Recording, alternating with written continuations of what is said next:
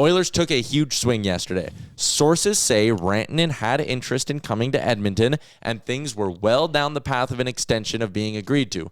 Dollars were north of what Dallas signed him for. In the end, the trade assets weren't there to get it done. Also, sounds like they looked in on Raquel and Donato as well. Ultimately, I think no movement clauses and not being able to free up a roster spot probably hurt them in the Raquel Donato thing. As far as Rantanen goes, you would have been able to afford him this year because if you could have gotten him retained for the rest of the year. Whatever it was, 2-something. 2-point-something mil, so it would have worked. I think when you look at the package Rantanen eventually went for to Dallas, Logan Stankoven, good young roster player, 2 firsts and 2 thirds. So the Oilers could have done the picks. Even with the Wallman deal, they could have done their 27 and 28 first rounders, okay? Could have done the thirds or found some equivalent value. I would assume the difference here was that once Dallas said they were willing to put Stankoven on the table, Edmonton did not have a piece to equal Logan Stankoven. They probably had Savoy as the main piece going back, and that's where it fell apart. The fact that Rantanen was interested in the Oilers, not maybe a surprise. I think, we've talked about it on this show. If it would have gone to July, who knows how that would have looked. Well, it could have been. Yeah. I have very, very few sources. Very few. Soy sauce is basically the only one I usually have. Mm-hmm. But I had someone tell me that this was also very close to happening too. Before Rashog tweeted Before Rashog. Like, they believe that the Oilers were Rantanen's number one team if it got to July 1st, which obviously it didn't. And people seem to be a little unsure of what to do with this information. If, obviously, the money is something that you've got to worry about. All I would say is, push that to the side for a second and just think about what the Oilers were close to doing. You would have had 3 of the top 10 players in the league on your team. Yep. And they could have all played on one line. That would have been absolutely insane. Yeah. I understand the idea of how you're going to pay this guy, that guy, whatever. You figure it out.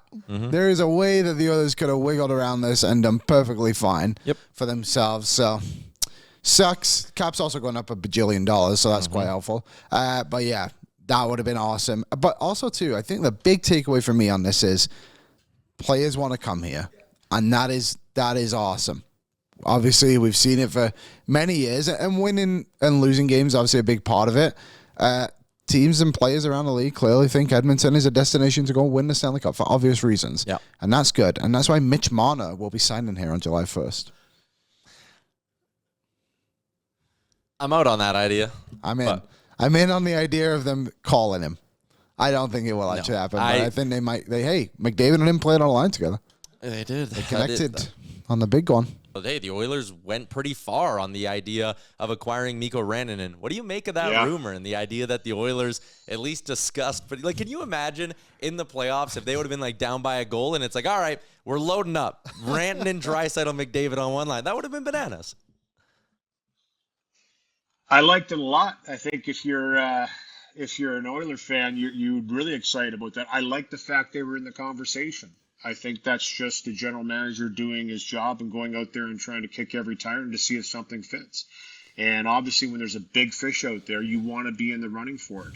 I think just naturally, Edmonton being where they are as an organization and as a team, I think for any top player, they're looking at it going, yeah, that'd be a fun bunch to join. No question about it. It's about making it work and making the deal. Unfortunately, it didn't get done. But I like the fact that they were in that conversation. If you look down the list of trade targets over the course of the 3 weeks going into the deadline, Edmonton was rumored on a lot of players. Mm-hmm. There was a lot of players where Edmonton was one of the places where there was doors being knocked on and tires being kicked. And that's all you can do. You go out there and try and do the best you can. Obviously, it's a tough market and a tough world to make trades, but they can be made. And I like the fact that Stan Bowman was certainly in the hunt for Rantanen and thought he could bring in another, highly talented player. That would have given them 5 players that had over 100 points in their career. Prairies was a long time ago, but back-to-back 100-point seasons for Rantanen, obviously Connor, Leon, and Ryan Nugent-Hopkins. That is a loaded lineup. And they didn't get him, but you know what? I think that it's a real positive sign for things to come in the future of this team, that those are the types of deals and the types of moves they're looking to make. What's up, Nation citizens? If you like that video, then you need to be subscribed to the Oilers Nation YouTube. Podcasts, live shows, exclusive interviews, and analysis. Everything you need from your favorite voices at Oilers Nation. And you don't want to miss any of it, so hammer that subscribe button.